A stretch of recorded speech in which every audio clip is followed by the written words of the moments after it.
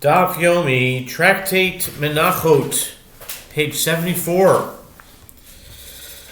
74a, starting at the bottom of 73b. For context, I'll just read the English. Therefore, the verse states, "It shall be the priests as the meal offering." In this way, the verse compares the priest's obligatory offering to his voluntary offering. Just as his voluntary offering is not eaten, so too his obligatory offering is not eaten. In disagreeing with the previous interpretation, Rabbi Shimon said, "It is stated, and it shall be the priests as his meal offering," but it states only as the meal offering, referring to the meal offering of a non-priest.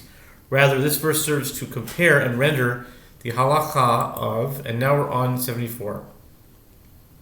A on the top, Minchas Choite, with the word Minchas Choite top. Minchas Choite shel Kohanim, ki Minchas Choite shel Yisrael. Ma Minchas Choite shel Yisrael nikmetzes, af Minchas Choite shel Kohanim nikmetzes. The meal offering of a sinner brought by one of the priests is equivalent to the status of a meal offering of a sinner brought by an Israelite. Just as with regard to the meal offering of a sinner brought by an Israelite, a handful is removed, so too with regard to the meal offering of a sinner brought by one of the priests, a handful is removed. Ima minchas choite shel Yisrael nikmetzes ushereho necholin, af minchas choite shel Kohanim nikmetzes ushereho necholin. The Braita challenges this. If so, then say as follows: just as with regard to the meal offering of a sinner brought by an Israelite, a handful is removed and its remainder is eaten, so too with regard to the meal offering of a sinner brought by one of the priests, a handful should be removed and its remainder eaten. Talmud lo amar lakohen kamincha v'lo leishim kamincha al ketzad koimet kol v'atzmoi v'shirayim koimin v'atzmon. Therefore, the verse states, and the remainder shall be the priests as the meal offering, which is interpreted to mean that with regard to the rite performed by the priest, his meal offering is like the meal offering of the Israelite, but it is not like the meal offering of the Israelite with regard to consumption by the fires of the altar. How is this possible? In what ways does the meal offering of a priest resemble that of an Israelite in some respects and not in others? The priest's handful is sacrificed by itself, like that of the Israelite, and the remainder is sacrificed by itself, unlike those of the Israelite which are eaten. According to the opinion of the first Tan in the Braita cited earlier, a priest may perform the rites of a meal offering of a sinner that he brings for himself based on the verse, and the remainder shall be the priest's as the meal offering. The Gemara now asks with regard to this halacha that its rite is valid when performed by him. It is derived from here. Mehasav nafka minayin lakohen shibo makil kavanoisa holes uvichol shah shirtze Talmud lo amar uba b'chol avad nafsho b'sharet. It is derived from there another verse cited in Braita, which states, from where is it derived with regard to a priest that he may come and sacrifice his offerings at any time and at any hour that he desires, even when it is not during the period of his priestly watch. The verse states, "And if a Levite comes from any of your gates from all Israel where he lives, and comes with all the desire of his soul to the place which the Lord shall choose, then he shall serve in the name of the Lord his God. And all his brothers, the Levites, do, who stand there before the Lord." Deuteronomy 18, 6-7. Dover shein boy al chet Aval davar sheba al chet emalo. The Gemara answers if the halacha were derived from there. The verse in Deuteronomy, I would say, this statement that a priest may perform his rites whenever he chooses applies only to a matter that does not come to atone for a sin, as the verse is referring to an offering that he desires to bring. But with regard to a matter that comes to atone for a sin, I would say that he may not perform the rite himself. Therefore, the halacha of a meal offering of a sinner must be derived from the verse in Leviticus, and the remainder shall be the priest's as the meal offering. The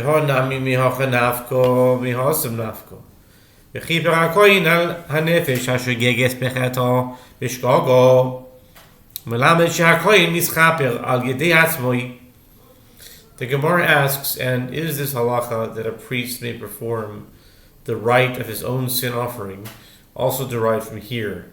Meaning, the verse and the remainder shall be the priest's as the meal offering. It is derived from there, and the priest shall effect atonement for the soul that sins unwittingly when he sins unwittingly. Numbers 15:28. The term for the soul that sins unwittingly teaches that the priest may effect atonement even through himself when he performs the rite. Brief pause, be right back. Okay.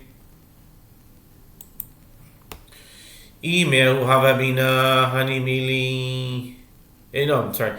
Email Havamina Hanimili, yes, Beshoygeg Avamezit Lo Kamashmalan. The Gemara answers, if the halacha were derived from that latter verse, I would say this statement permitting him to effect his own atonement applies when the offering is brought for a sin committed unwittingly. But with regard to an offering brought for a sin committed intentionally, the priest may not effect his own atonement. Therefore, the verse that states, and the remainder shall be the priest's as the meal offering, teaches us that the priest may perform the rite even for an offering that he brings for an intentional sin. The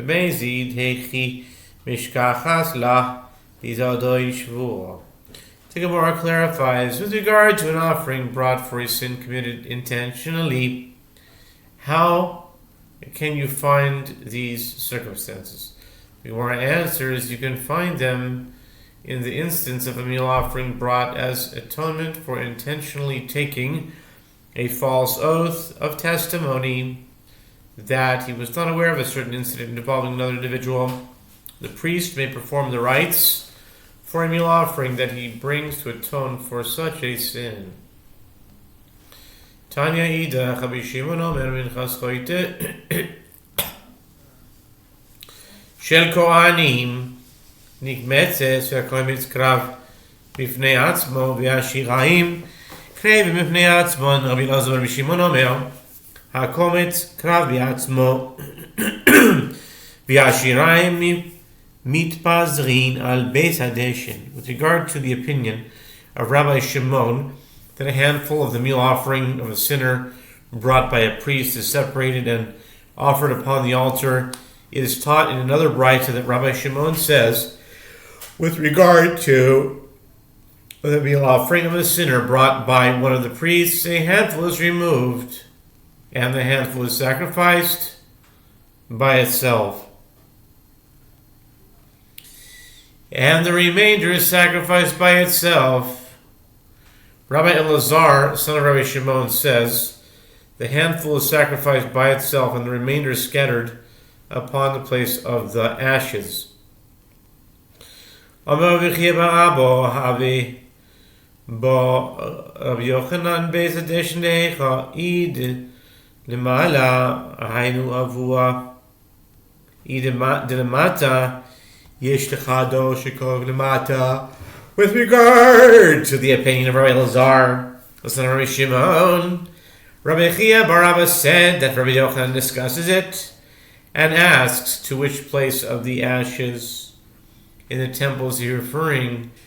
If he is referring to the one that is above upon the altar, his opinion is identical to that of his father, Rabbi Shimon, who stated that the remainder is offered and burned upon the altar, after which the ashes are swept unto the ash heap upon the altar. If so, according to both opinions, the remainder is taken to the same place. And if Rabbi Elazar, don't be mevatel Torah.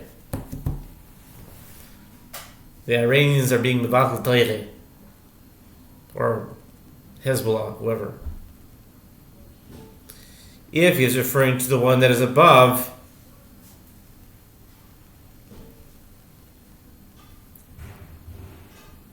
if he is referring to the one that is above, upon the altar's opinion is identical to that of his father, Rabbi Shimon, who stated that the remainder is offered and burned upon the altar, after which the ashes are swept onto the ash heap upon the altar. If so, according to both opinions, the remainder is taken to the same place. And if Rabbi Elazar, son of Rabbi Shimon, is referring to the ash heap that is below the altar, that is difficult. Do you have any item that is sacrificed below the altar?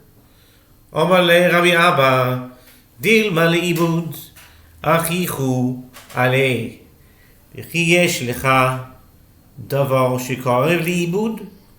Rabbi Abba said to Rabbi Chia bar Abba, perhaps Rabbi Elazar, son of Rabbi Shimon, means that the remainder is scattered there to be wasted. When the sages heard this, they laughed at him, saying, but do you have any item that is sacrificed as part of the temple service in order to be wasted? They laughed at him. Why did they laugh? Why did they laugh at him?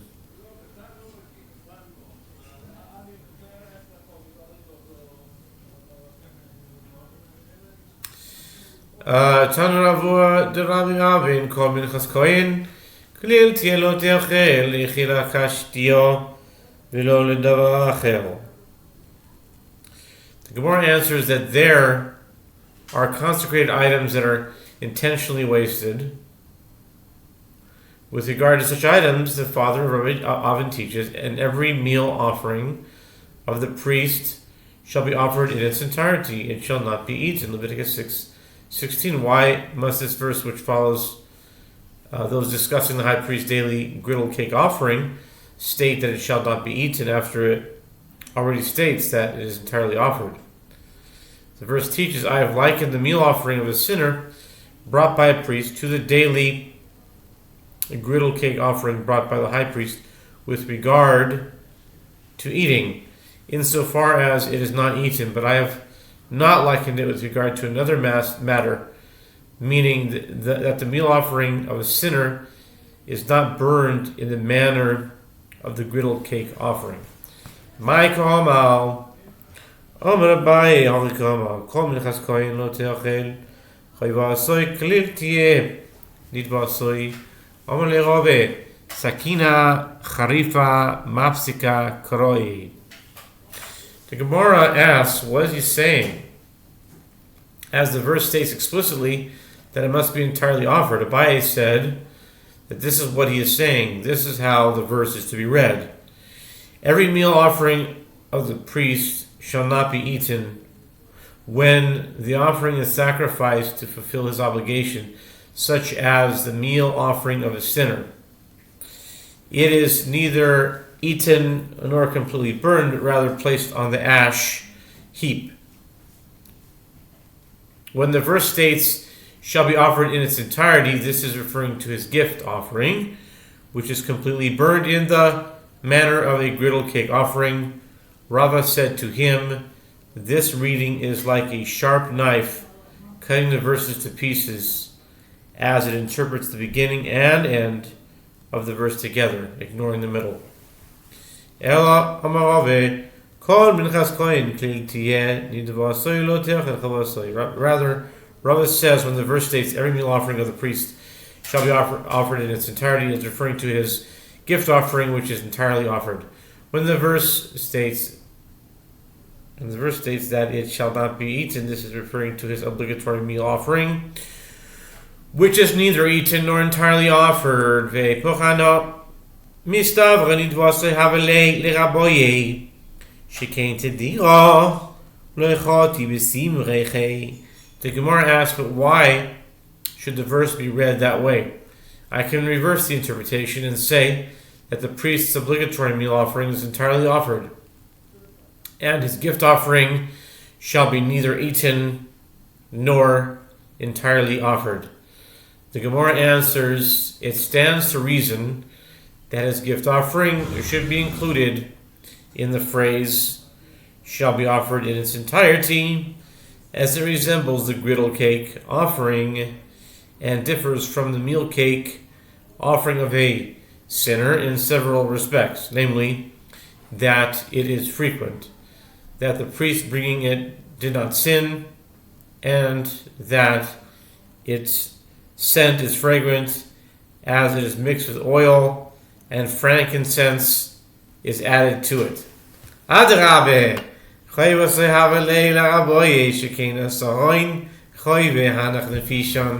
the Gemara asks, on the contrary, the verse should be interpreted to include his obligatory meal offering, as the obligatory meal offering is similar to the griddle cake offering in that, unlike the gift offering, it comprises a tenth of an ephah, and bringing it is an obligation.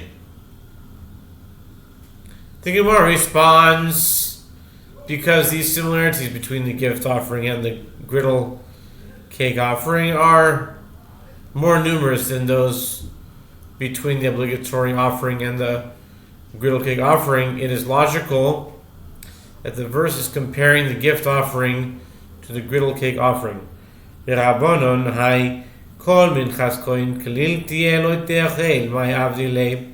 After discussing the opinions of Rabbi Shimon and Rabbi Elazar, son of Rabbi Shimon, the Gemara asks, and as for the opinion of the rabbis, that no handful is removed from any of the meal offerings of the priests with regard to this verse, and every meal offering of the priest shall be offered in its entirety, it shall not be eaten.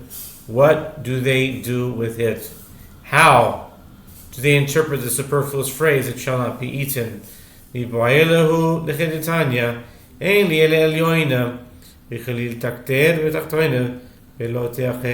answers, they require it for that which is taught in the Braita concerning the griddle cake offering. The verse states, it shall be entirely smoked for the Lord, Leviticus 6:15. From this verse and from the verse that follows, which states, and every meal offering of the priest shall be offered in its entirety, it shall not be eaten, I have derived only that the griddle cake offering mentioned above in the first verse is subject to, it shall be entirely smoked, and that other meal offerings of priests mentioned below in the second verse are subject to, it shall not be eaten. Minayin litain es ha'amur shel ze b'ze, es ha'amur shel ze b'ze, tamad lomar klil gzer shaveh, nemar kan klil, nemar halan klil. From where is it derived to apply the prohibition that was said about this case to that case, and the prohibition that was said about that case to this case, to teach that the priest's meal offerings, shall be entirely smoked, and the griddle cake offering shall not be eaten? The verse states entirely in the verse and entirely in the second to be utilized as a verbal analogy. It is stated here with regard to the priest's meal offerings entirely, and it is stated there with regard to the griddle cake offering entirely. Ma lehalon bichalil takter אף כאן נכליל תקטר, ומה כאן ניתן לא תעשה על אכילתו, אף להלן ניתן לא תעשה על אכילתו. Just as there the offering is subject to the prohibition of it shall be entirely smoked, so to here the offerings are subject to the prohibition of it shall be entirely smoked. And just as there with regard to the meal offering of the priest, the verse serves to impose a prohibition upon it, eating it, so too there, with regard to the griddle cake offering, the verse serves to impose a prohibition upon eating it. Boy Rabino, koin shachar minay morin mahu lav dezorus. And now we're turning to 74b. On the top, lo kami ba'eli, hikama ba'eli lav, nichlil tieh mahai. With regard to the prohibition against eating from certain offerings derived from the verse that states, shall be offered in its entirety, it shall not be eaten. Ravina asks, in the case of a priest who ate from the sacrificial portions, what is the law? What is the halacha? As to whether this priest violates the prohibition of a non-priest eating certain types of sacrificial meat expressed in the verse, no non-priest shall eat of the sacrificial meat. Leviticus 22:10. Continuing on to 74b, I do not raise a dilemma regarding that. But when I do raise the dilemma, it is with regard to the prohibition of shall be offered in its entirety. It shall not be eaten. What's the halacha? Is this prohibition applicable only to the meal offering of a priest mentioned in the verse? Or does it apply to a priest who eats from the sacrificial portions as well? Okay, this is interesting. I got to finish this off here because this is a very unusual Amora. Amor of Aharon. That's very unusual. Rav Aharon, you don't see that so often. Amor of Aharon. Rabbi Aharon.